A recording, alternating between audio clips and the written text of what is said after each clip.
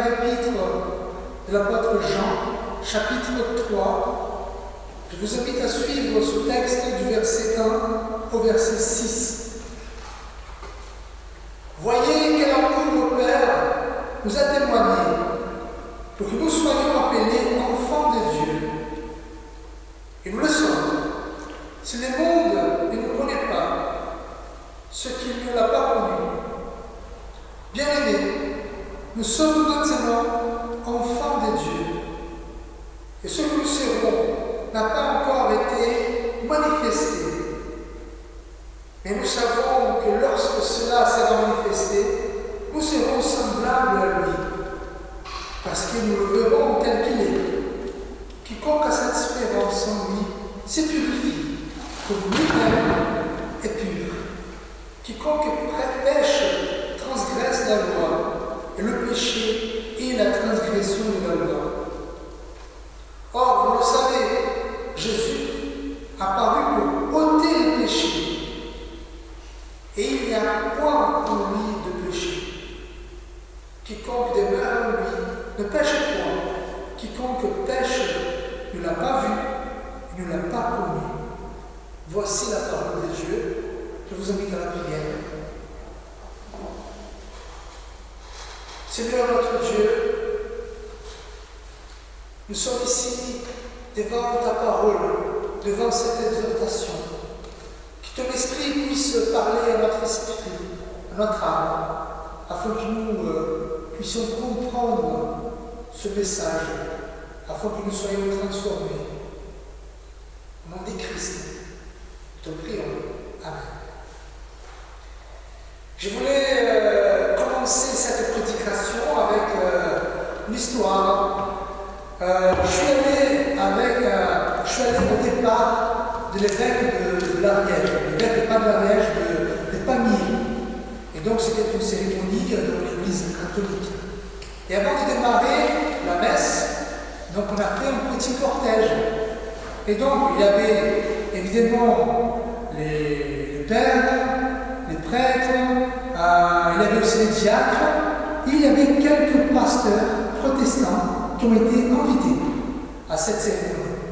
Et donc, tout de suite, on voyait qui étaient les protestants et qui étaient les catholiques. Parce que les catholiques, ils avaient une robe toute blanche, et les protestants, tout noir. Voilà. Et donc, un prêtre, il rigolait, mais il m'a parlé, voilà, nous sommes les colombes, et vous êtes les colombes. C'était pour rigoler. Mais en fait, ce que je voulais exprimer ici, parfois on peut reconnaître de quel groupe nous appartenons, ou quel groupe est devant nous, à cause de sa façon de se comporter, grâce à leur façon de se comporter. Par exemple, j'ai un ami qui était dans les hauts niveaux des sports, il était un nageur. Il disait quand il avait le rassemblement des sportistes, il savait tout de suite qui étaient les nageurs et qui étaient ceux qui faisaient la gymnastique artistique. Parce que les nageurs étaient hauts, voilà, de grande taille, et les athlètes de la gymnastique étaient tout petits. Et en fait, par ces exemples-là, je voulais poser la question, comment les chrétiens sont reconnus? Quelles sont les caractéristiques des protestants, des chrétiens dans notre société? C'est vrai qu'avec Jésus-Christ, l'évangile a été répandu dans le monde entier. Il n'y a plus une langue chrétienne. Toutes les langues sont les langues chrétiennes. Il n'y a pas une façon de s'habiller comme plusieurs religions. Alors, quelle est la marque de la chrétienté dans le monde? Et selon notre texte d'aujourd'hui, cette marque, c'est la sainteté. Comme je vous ai dit au départ, sainteté, ça veut dire être séparé, être mis à part. Donc, c'est un grand défi pour nous les chrétiens. Pourquoi? Parce qu'en même temps que nous sommes saints, nous sommes sanctifiés, nous restons encore dans le monde. Alors, comment en étant dans le monde. Vous savez, Jean il écrit cette lettre en église, à l'église d'Éphèse. Et donc, cette église vivait une tension. C'était une idée qui est venue sur cette église, une idée, une hérésie. Et cette hérésie s'appelle docétisme, je vous explique pourquoi.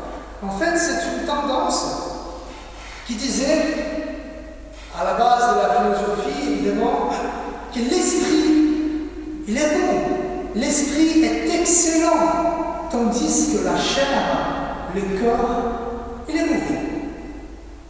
Même quand on regardait Jésus-Christ, il était bien. Par contre, Jésus-Christ ne pouvait pas être ou venir dans la chair. Pourquoi? Parce qu'en étant lui excellent, il ne pouvait pas avoir une chair, un corps. Donc il disait que Jésus-Christ était seulement un genre de fantôme. Il était là, oui, mais il n'y avait pas une chair. Alors comment cela pouvait influencer l'église locale? Donc il disait, voilà, c'est mon esprit, il est sauvé. Si je suis sauvé, donc je peux faire n'importe quoi avec mon corps. Je peux boire ce que je veux, je peux me prostituer, je peux faire n'importe quoi avec mon corps. Parce que mon esprit, il est bon. Et Jean, il essaye de convaincre par la parole de Dieu, de convaincre ces chrétiens à avoir une cohérence entre l'esprit et le corps. Avoir un équilibre. Si vous êtes sauvés, vous êtes saints, vous êtes séparés. Ceci étant dit, votre corps aussi doit être saint, séparé. C'est pour ça que Jean, au début de sa lettre, il va dire ce qui était dès le commencement, ce que nous avons entendu, donc il parle de Christ, ce que nous avons vu de nos yeux, ce que nous avons contemplé et que nos mains ont touché. Voilà, pour montrer à tous ceux qui partageaient cette idée où Jésus était seulement un fantôme. Jean, l'apôtre, il avait touché Jésus-Christ, ressuscité. Il avait aussi un corps. Et donc, Jean, dans ce texte, il va nous essayer, il va essayer de nous convaincre à avoir une vie de sainteté. Évidemment, je ne sais pas vous, mais j'appartiens à une époque où quand même dans les églises, c'est prêché pas mal de choses légalistes. Par exemple, à mon époque, les chrétiens ne pouvaient pas avoir des tatouages. Voilà, c'était du péché. Là, c'était la sanctification. Dans mon pays d'où je viens, le Brésil, les chrétiens ne peuvent pas boire du vin ni de la bière. Pourquoi? Parce que c'est pas la sainteté, ça. Le foot, dimanche matin, c'est impossible. Voilà. Et donc, voilà, c'est une façon d'être séparé, mais c'est pas vraiment être séparé. C'est juste condamner des attitudes, façon de vivre. Mais de l'autre côté, nous sommes allés jusqu'à l'autre côté de l'extrémité. Aujourd'hui, tout est permis. Je crois en Dieu et tout est permis. À mon avis, ni l'un ni l'autre sont en bonne affaire. Et je pense, quand on parlait des habits, avant le pasteur le prêchait avec la robe. Aujourd'hui, il y a des pasteurs qui prêchent avec des bermudas. Donc, voilà, il y a un juste milieu quand même. Et donc, Jean, il essaie de nous convaincre à avoir un équilibre, une vie sainte. Et d'abord, il parlera de l'amour de Dieu. Pour nous convaincre à avoir une vie sainte, il va nous dire, voyez quel amour le Père nous a témoigné. Voilà, Jean, il savait que la vie chrétienne n'est pas facile. Être saint, éviter toutes sortes d'excès, c'est pas facile. C'est difficile de ne pas transgresser et désobéir les lois de Dieu. Mais Jean essaie de changer le focus de ces gens-là. Au lieu de regarder seulement ce qu'il ne pouvait pas faire, il faut qu'il regardait ce que Dieu avait pour eux. Et donc il parlera de cet amour que Dieu a témoigné. Cet amour qui a fait des hommes et des femmes rebelles devenir ses propres enfants. Des hommes et des femmes pleins d'haine, avares, orgueilleux, meurtriers, paresseux, idolâtres, jaloux. Et par l'amour de Dieu, ces hommes et ces femmes, nous, dans l'occurrence, nous pouvons devenir enfants de Dieu. Et cet amour, voilà, comme je vous ai dit, va aboutir à cette paternité. Et Jean, il nous dit, pour que nous soyons appelés enfants de Dieu, et nous le sommes, nous sommes maintenant enfants de Dieu. Ici, Jean va dire cela au moins 3 fois. D'abord, quand il dit le Père, Dieu est notre Père, nous sommes enfants de Dieu, et 2 fois il va dire enfants de Dieu. Ça veut dire que c'est quelque chose de très important dans la foi chrétienne, être enfant de Dieu. Alors, qu'est-ce que cela veut dire, être enfant de Dieu? Est-ce que être enfant de Dieu, c'est juste une expression dans le vocabulaire du patois des Canaan, un mot que tous les chrétiens parlent souvent, être enfant de Dieu, papa, Abba Père? Non, il a une réalité spirituelle très puissante. Et là, voilà, c'est le côté plus théologique de ma prédication. Et je voulais vous expliquer cette paternité. Et pour comprendre la paternité de Dieu, il faut prendre en considération 2 conceptions théologiques. Paul va expliquer ça très bien dans le livre de ma lettre aux Romains. La justification et l'adoption. Voilà, je voulais même que vous reteniez cette théologie. C'est quoi la justification et l'adoption de Dieu? L'un, c'est le tribunal de Dieu, la justification, et l'autre, c'est le foyer de Dieu, l'adoption. L'unique façon d'entrer dans la famille de Dieu, c'est par l'adoption. Pourquoi? Parce que Dieu a un seul enfant naturel, c'est Jésus-Christ. Et donc tous les autres enfants, nous, par exemple, nous sommes adoptés par Dieu. Voilà, c'est pour nous pouvons avoir des enfants, soit-ils naturels ou soit-ils par adoption. Alors, comment ça se passe? La justification, c'est quand nous sommes considérés justes devant Dieu. Et comment cela se passe? En voyant notre condition de faille, de faute, de péché, Jésus vient pour échanger sa justice par notre injustice. Il nous a donné sa vie sainte, parfaite, en échange de notre vie qui a été touchée par le péché. Et voilà pourquoi il a été mort sur la croix. Parce que quand Dieu a vu Jésus-Christ, avec toutes les fautes que nous avons commises, donc à ce moment-là, Jésus va payer pour notre péché et à ce moment-là, nous sommes justifiés par la justice de Dieu. Nous sommes considérés justes. Donc, nous quittons le tribunal et nous sommes invités à venir au foyer. Et une fois justifiés, Dieu nous adopte. Dieu nous invite à venir à son foyer. Nous sommes participants de cette famille, de cette grâce, et nous sommes finalement considérés enfants de Dieu. Voilà l'amour de Dieu, cet amour qui a été manifesté. Nous sommes enfants de Dieu par la grâce de Jésus-Christ, par la foi en Jésus-Christ. On peut se poser la question, tous les hommes et toutes les femmes sont enfants de Dieu. Est-ce que ce titre est attribué à tous les mondes? Selon la Bible, il y a ceux qui sont enfants de Dieu et ceux qui ne le sont pas, qu'on le veuille ou non. Évidemment, c'est par notre décision. En Éphésiens 2, chapitre 3, le apôtre Paul nous dit dans le texte, nous étions par nature enfants de la colère. En Jean, chapitre 8, verset 44, il va parler, vous avez pour père le diable, car il est honteux et le père du mensonge.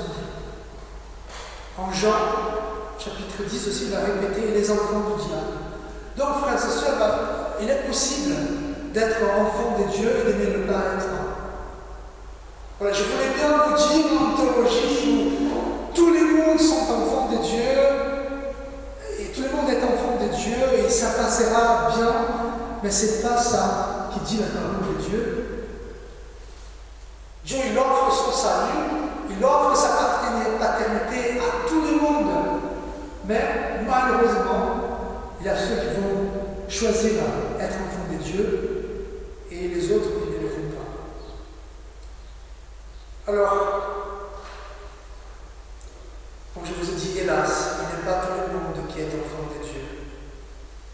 Il n'est pas tout le monde qui profite des privilèges, des bénéfices d'être enfant de Dieu.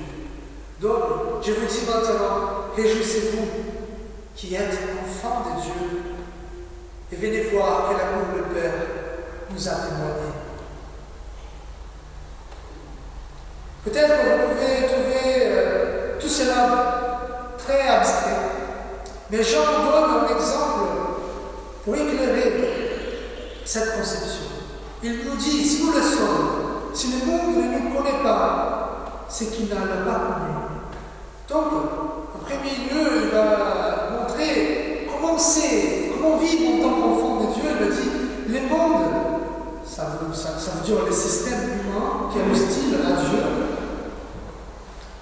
Il va dire ne pas connaître, donc mépriser. Nous savons que nous sommes enfants de Dieu et que nous cherchons la sanctification.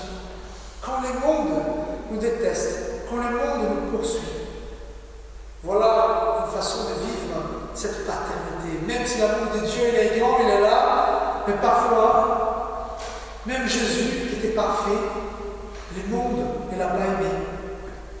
Et le monde va aussi nous poursuivre.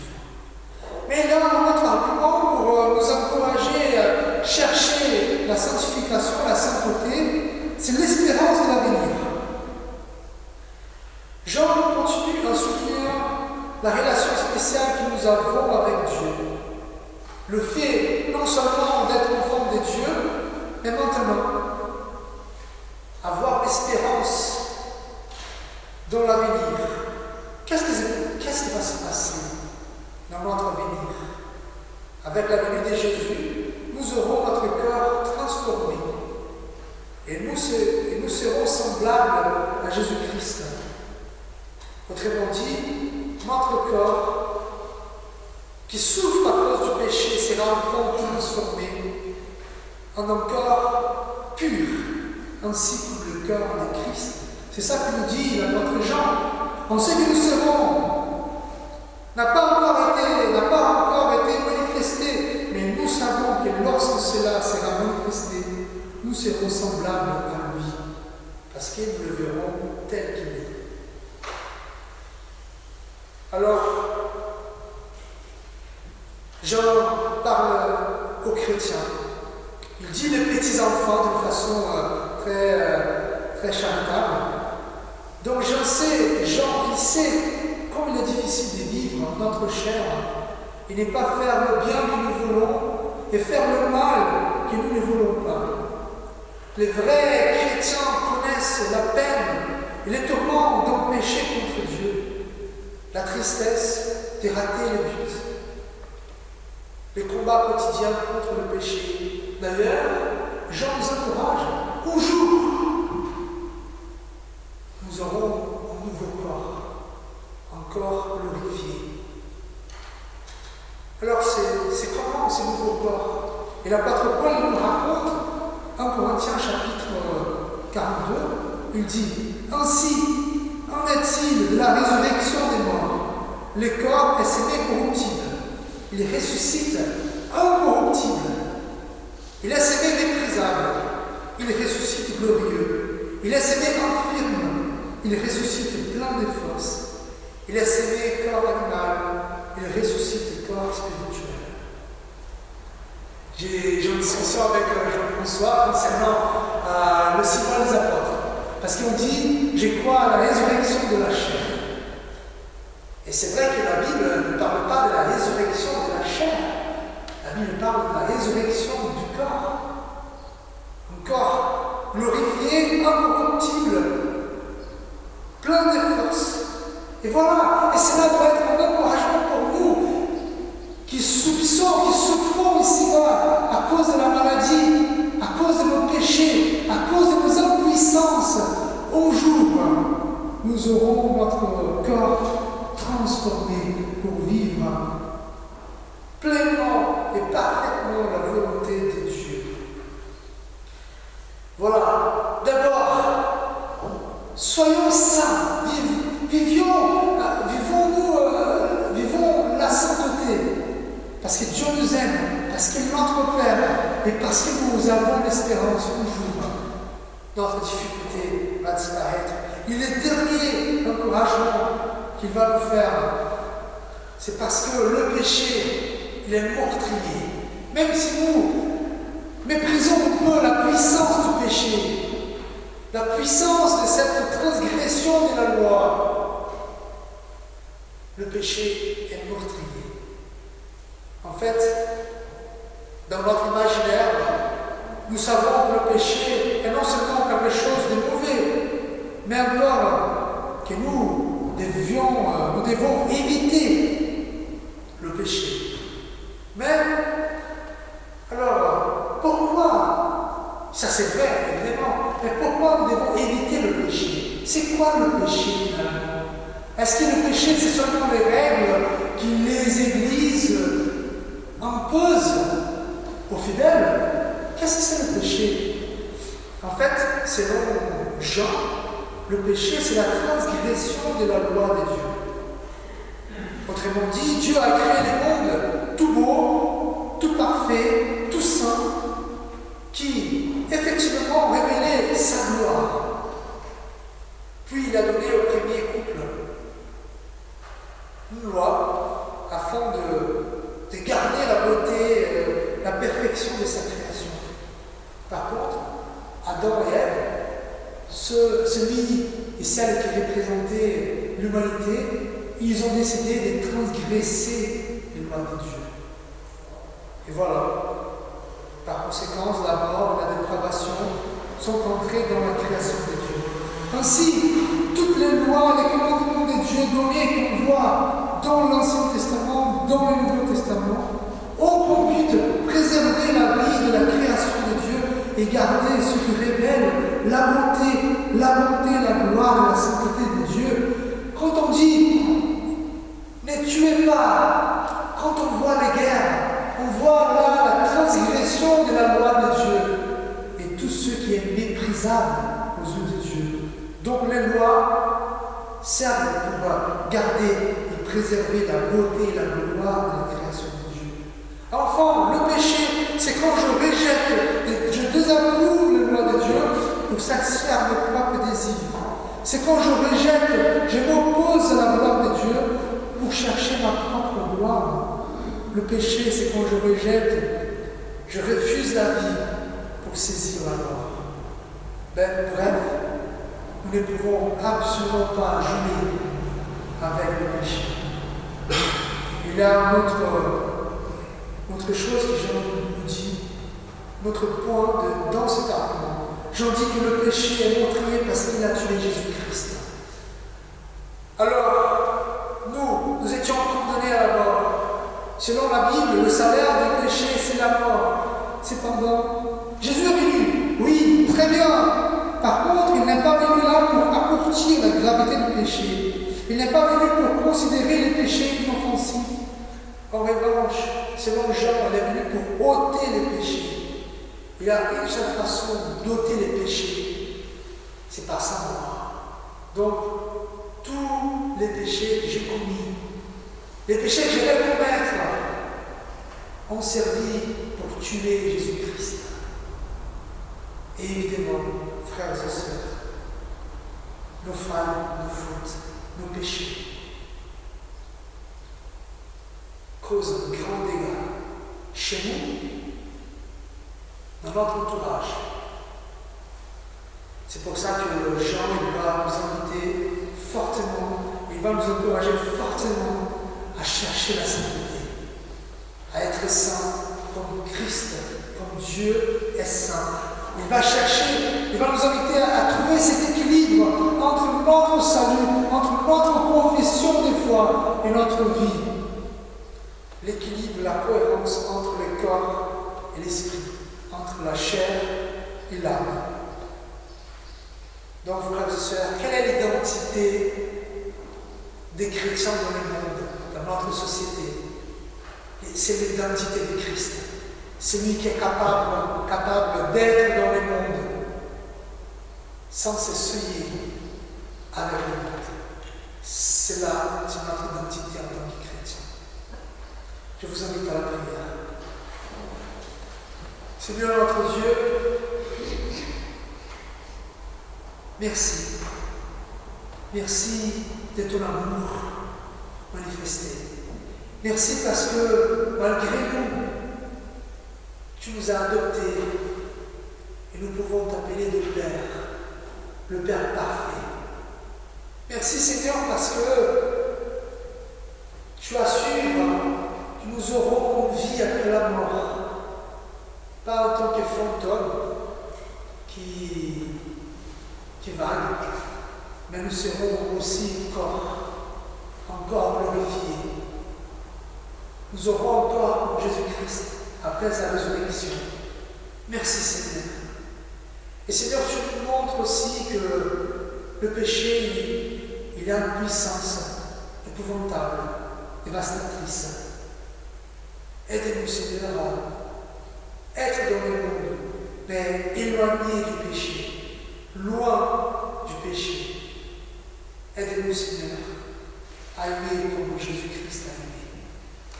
Nous te prions parce que nous confions à ta parole, nous confions à l'aide de ton Saint-Esprit. Sois avec nous, Seigneur. Amen. Seigneur, souviens-toi de ton Église et manifeste ta grâce et ta vérité dans notre peuple et parmi tous les peuples du monde. Que tu donnes ta paix, Seigneur. Souviens-toi de nos proches, nos familles et de nos amis. Couvre-les de ta protection et environne-les de ton amour. Nous les nommons en silence devant toi. Seigneur, souviens-toi des malades, des prisonniers, des mourants, des enfants abandonnés, ceux qui sont blessés par la guerre. Approche-toi de ceux qui sont dans le deuil, l'anxiété ou l'isolement. Nous voulons prier tout particulièrement pour la famille de Nicolas, pour Jacqueline, après avoir perdu son enfant Nicolas. Seigneur, bénis cette famille, bénis cette dame, et bénis nous tous ici au Mas d'Asile qui vivons dans le deuil à cause de ce départ très prématuré. Donnez-nous la paix, Seigneur, la paix dans la foi et la consolation dans ton amour. Au nom de Jésus-Christ. Amen. Je vous invite à vous lever pour recevoir la bénédiction, l'exhortation, la bénédiction de la part de Dieu. Romains chapitre 12 nous dit: je vous encourage donc, frères et sœurs, par les compassions de Dieu, à offrir votre corps comme un sacrifice vivant, saint et agréable à Dieu. Ce sera de votre part un culte raisonnable. Que l'amour de Dieu, notre Père, la grâce de Jésus-Christ, notre Sauveur et Seigneur, et la consolation du Saint-Esprit soient avec vous tous, aujourd'hui et à jamais. Amen.